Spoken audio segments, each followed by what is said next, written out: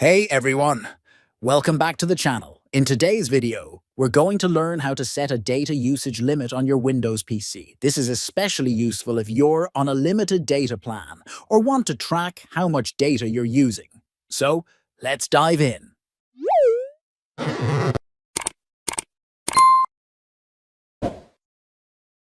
First, head over to your settings by click right on Start and select Settings, or pressing the Windows key and I at the same time. This will open the Settings menu. In the Network and Internet section, click on Data Usage in the left sidebar. This is where you can track your data usage and set limits. Now, click on Set Limit under the Data Limit section.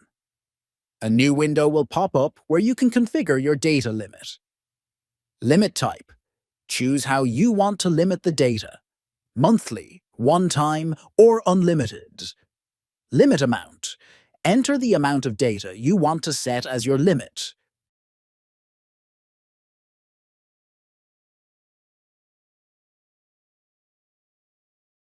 Reset date. This determines when your data usage will reset each month. If you ever want to remove the data limit, it's simple.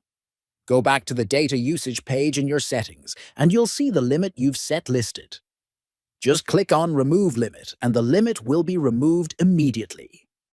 And that's all there is to it.